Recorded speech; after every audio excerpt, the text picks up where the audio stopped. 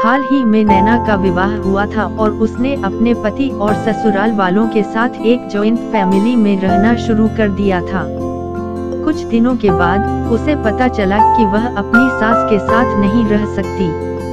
नैना की सास रूढ़िवादी थी, जबकि नैना आधुनिक जीवन शैली जीने वाली लड़की थी।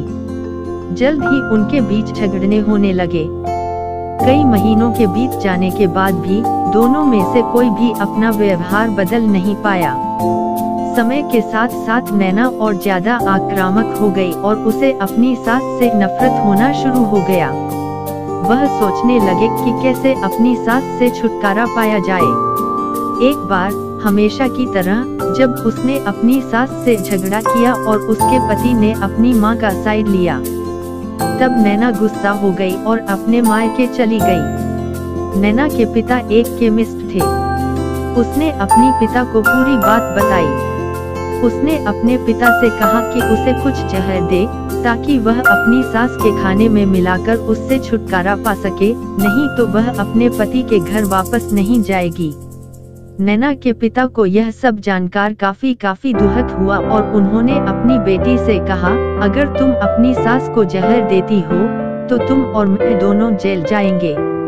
ऐसा करना ठीक नहीं है, लेकिन नैना सुनने और समझने की हालत में नहीं थी। आखिरकार उसके पिता ने कहा, ठीक है, जैसा तुम चाहती हो वैसा ही होगा, लेकिन मैं तुम्हें जेल में नहीं देखना चाहता।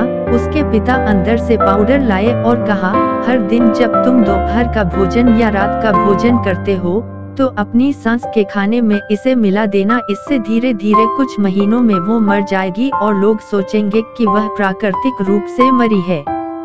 उन्होंने यह भी कहा, क्योंकि किसी को भी तुम पर शक नहीं होना चाहिए, इसलिए आज से तुम अपनी सास के साथ नहीं लड़ोगी बल्कि तुम उनकी देखभाल करोगी। भले ही वो कुछ भी कहे, तुम गुस्से से बात नहीं करोगी और हमेशा शांत रहोगी।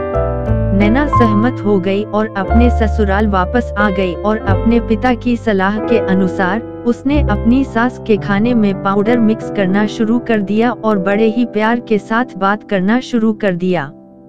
समय बीतने के साथ साथ नैना की सास का नेचर भी बदलना शुरू हो गया। क्योंकि नैना अब अपनी सास की बहुत देखभाल करने लगी थी, इसलिए उसकी सास भी उसके प्रति विनम्र होने लगी और प्यार से बात करने लगी। 5 महीने बीत गए और नैना खाने में पाउडर मिक्स कर रही थी, लेकिन अब घर का वातावरण बदल गया। कोई झगड़े नहीं थे, दोनों एक दूसरे की तारीफ करते।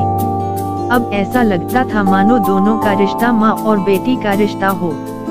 अब नैना को चिंता होने लगी कि पाउडर की वजह से उसकी सास जल्द ही मर सकती है। वह अपने पिता के घर पर गई और उनसे कहा, पिताजी, कृपया मुझे उस जहरीले पाउडर के प्रभाव को ठीक करने के लिए इलाज बताएं। मैं अपनी सास को खोना नहीं चाहती। वह मेरी माँ की तरह है और मैं उससे अब बहुत प्यार करती हूँ। उसके पिता मुस्कुराए और कहा, कौन सा जहर? मैंने तुम्हें बस एक स्वीटनर दिया था। नैना हैरान थी और उसने अपने पिता से पूछा कि उन्होंने ऐसा क्यों किया।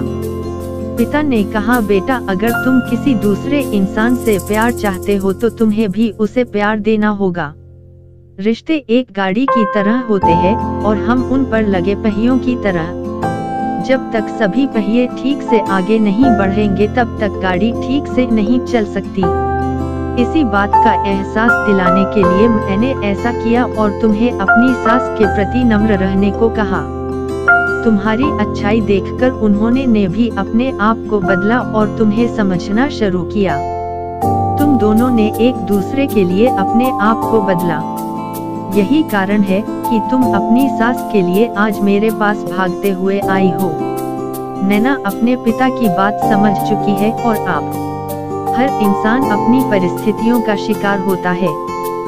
यह अक्सर कई मतभेदों को जन्म दे सकता है। हालांकि हमें एक दूसरे को समझने की कोशिश करनी चाहिए और एक दूसरे के साथ एक स्वस्थ संबंध बनाने के लिए थोड़ा अपने आप को भी बदलना चाहिए। और जब इस तरह के मतभेद रिश्तों के बीच उठते हैं तो उनके प्रियजनों का कर्तव्य है कि वे उन्हें शांत रखें और सही रास्ते की ओर मार्गदर्शन करें। अगर आपको मेरा ये वीडियो पसंद आया हो तो उसे लाइक, सब्सक्राइब, कमेंट और शेयर जरूर कीजिए। धन्यवाद।